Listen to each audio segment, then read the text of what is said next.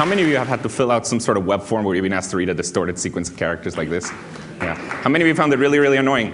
Okay, outstanding. So I invented that.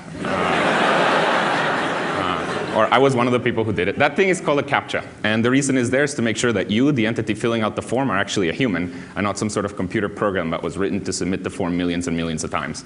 The reason it works is because humans, at least non-visually impaired humans, have no trouble reading these distorted squiggly characters, whereas computer programs simply can't do it as well yet. So for example, in the case of Ticketmaster, the reason you have to type these distorted characters is to prevent scalpers from writing a program that can buy millions of tickets two at a time. Now, Captchas are used all over the internet, and since they're used so often, a lot of times the precise sequence of random characters that are shown to the user is not so fortunate. So this is an example from the Yahoo registration page. The random characters that happen to be shown to the user were W-A-I-T, which of course spell a word. But the best part is the message that the Yahoo help desk got about 20 minutes later. This person.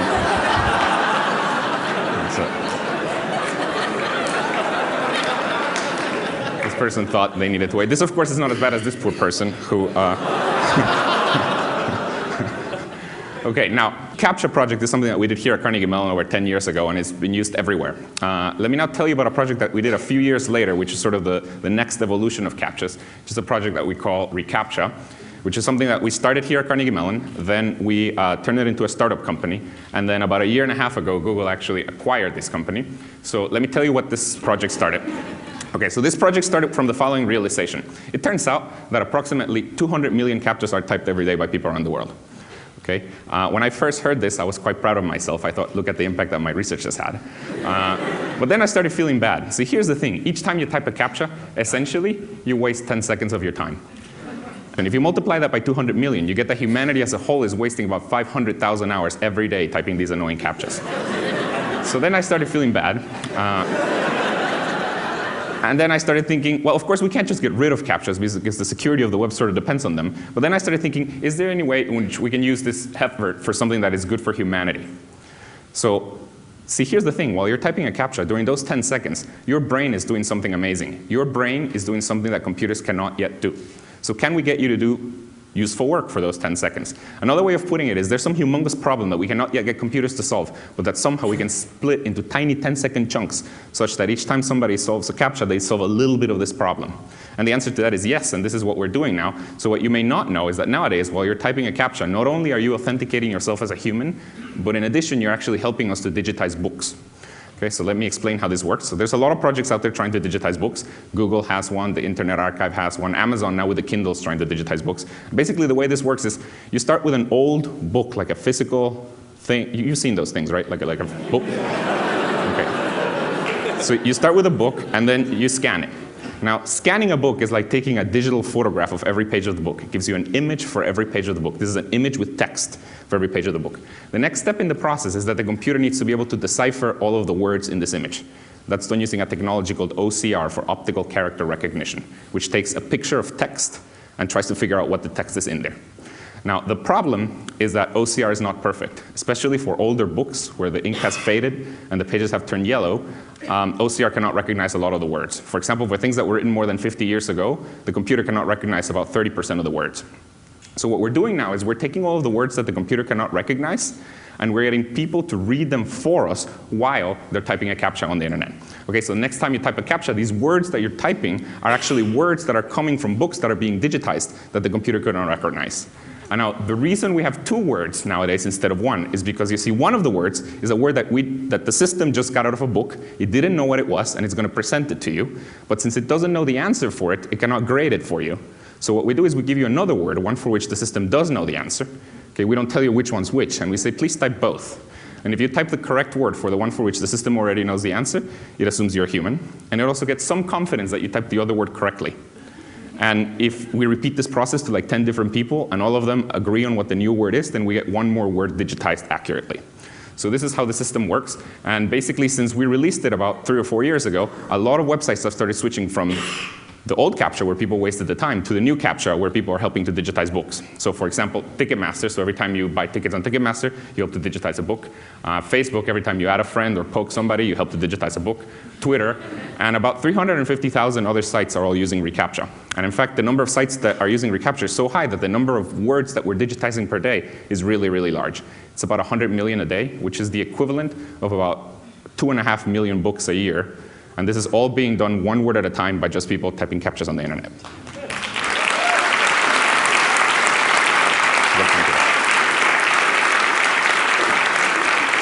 Okay, now, of course, since we're doing so many words per day, funny things can happen. And this is especially true because, see, now we're giving people 2 randomly chosen English words next to each other. Okay, so funny things can happen. So for example, we presented this word. It's the word Christians. There's nothing wrong with it. But if you present it along with another randomly chosen word, bad things can happen. So we show this. But it's even worse because the particular website where we show this actually happened to be called the Embassy of the Kingdom of God. Oops. Yep. Here's another really bad one, johnedwards.com.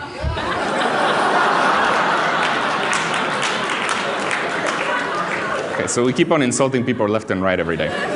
Now, of course, we're not just insulting people. See, here's the thing. Since we're presenting 2 randomly chosen words, just interesting things can happen. So this has given rise to a really big internet meme that tens of thousands of people have participated in, which is called Captcha art. I'm sure some of you have heard about it. Here's how it works. Okay, imagine you're using the internet and you see a Captcha that you think is somewhat peculiar, like this Captcha. Then what you're supposed to do is you take a screenshot of it. Then, of course, you fill out the Captcha because you help us digitize a book. But then, first you take a screenshot, and then you draw something that is related to it.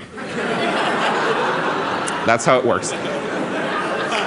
There are tens of thousands of these. Some of them are very cute. Some of them are funnier.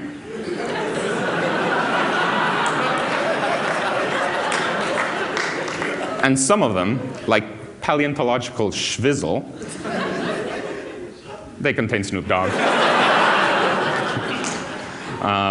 Okay, so this is my favorite number of reCAPTCHA. So this is the favorite thing that I like about this whole project. This is the number of distinct people that have helped us digitize at least one word out of a book through reCAPTCHA. 750 million, which is a little over 10% of the world's population, has helped us digitize human knowledge. And it is it is numbers like these that motivate my research agenda. So the question that motivates my research is the following.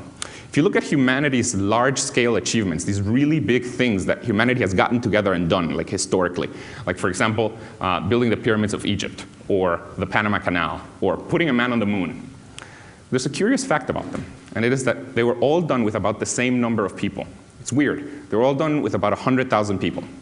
And the reason for that is because before the internet, coordinating more than 100,000 people, let alone paying them, was essentially impossible. But see, now with the internet, I've just shown you a project where we've gotten 750 million people to help us digitize human knowledge. So the question that motivates my research is, if we can put a man on the moon with 100,000, what can we do with 100 million?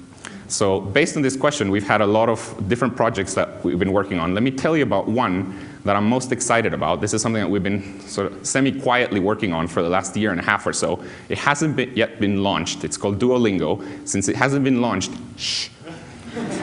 Yeah, I can trust you with that. Okay, so this is a project. Here's how it started. It started with me posting a question to my graduate student, Severin Hacker. Okay, that's Severin Hacker. So I posed a question to my graduate student. By the way, you did hear me correctly. His last name is Hacker. So I posed this question to him. How can we get 100 million people translating the web into every major language for free? Okay, so there's a lot of things to say about this question. First of all, translating the web. So right now the web is partitioned into multiple languages. A large fraction of it is in English. If you don't know any English, you can't access it. But there's large fractions in other different languages, and if you don't know those languages, you can't access it. So I would like to translate all of the web, or at least most of the web, into every major language. Okay, so that's what I would like to do. Now, some of you may say, well, why can't we use computers to translate? Why can't we use machine translation? So machine translation nowadays is starting to translate some sentences here and there. Why can't we use it to translate the whole web? Well, the problem with that is that it's not yet good enough, and it probably won't be for the next 15 to 20 years. It makes a lot of mistakes. Even when it doesn't make a mistake, since it makes so many mistakes, you don't know whether to trust it or not. So let me show you an example of something that was translated with a machine. It was a forum post. It was somebody who was trying to ask a question about JavaScript. It was translated from Japanese into English. So I'll just let you read. This person starts apologizing from the fact that it's translated with a computer. Okay, so the next sentence is going to be the preamble to the question. So he's just explaining something. Remember, it's a question about JavaScript.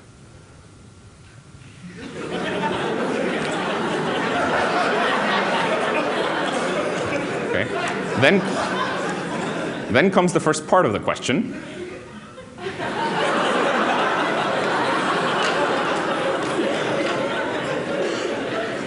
Then comes my favorite part of the question.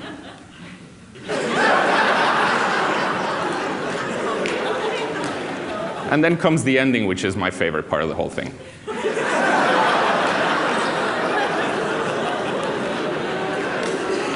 Okay, so computer translation, not yet good enough. Okay, so back to the question. So we need people to translate the whole web. Okay, so now the next question you may have is, well, why can't we just pay people to do this? We could pay professional language translators to translate the whole web. We could do that. Unfortunately, it would be extremely expensive. For example, translating a tiny, tiny fraction of the whole web, Wikipedia, into one other language, Spanish. Okay? You know, Wikipedia exists in Spanish, but it's very small compared to the size of English. It's about 20% of the size of English. If we wanted to translate the other 80% into Spanish, it would cost at least $50 million. And this is even at the most exploited outsourcing country out there.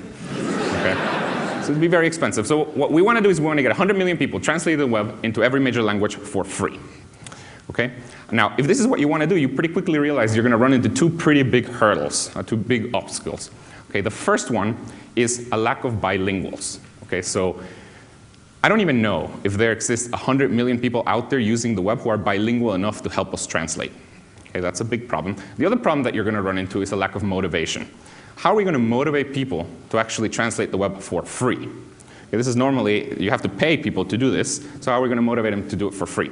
Now, when we were starting to think about this, we were blocked by these two things, but then we realized there's actually a way to solve both of these problems with the same solution. There's a way to kill two birds with one stone. And that is to transform language translation into something that millions of people want to do, and that also helps with the problem of lack of bilinguals, and that is language education. Okay, so it turns out that today there are over 1.2 billion people learning a foreign language. People really, really want to learn a foreign language, and it's not just because they're being forced to do so in school. For example, in the United States alone, there are over 5 million people who have paid over $500 for software to learn a new language. Okay, so people really, really want to learn a new language. So what we've been working on for the last year and a half is a new website. It's called Duolingo, where the basic idea is people learn a new language for free while simultaneously translating the web.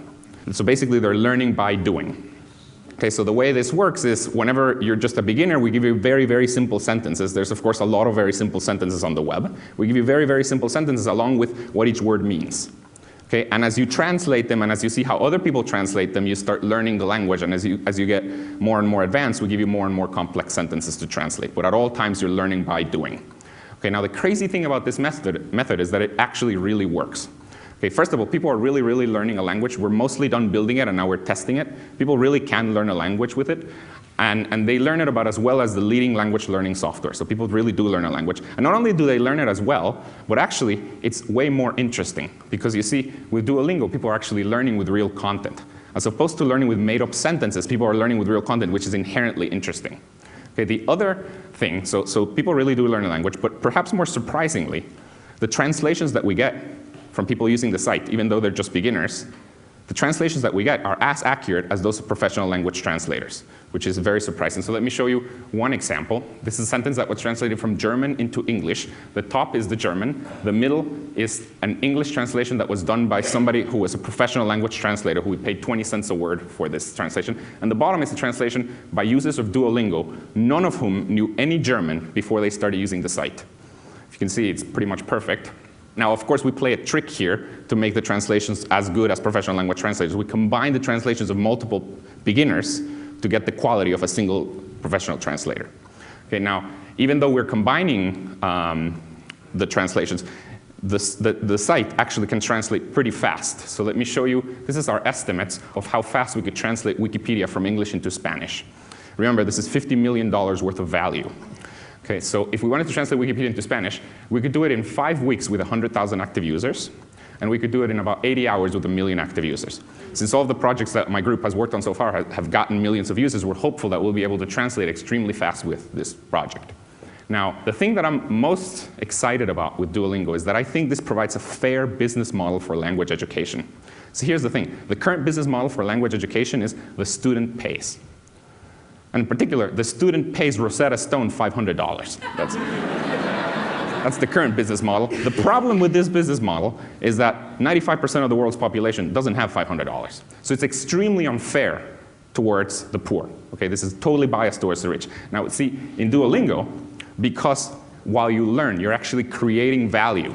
You are translating stuff, which, for example, we could charge somebody for translations. So this is how we could monetize this. Since people are creating value while they're learning, they don't have to pay with their money, they pay with their time. But the magical thing here is that they're paying with their time, but that is time that would have had to been spent anyways learning the language. Okay, so the nice thing about Duolingo is I think it provides a fair business model, one that doesn't discriminate against poor people. So here's the site. Thank you.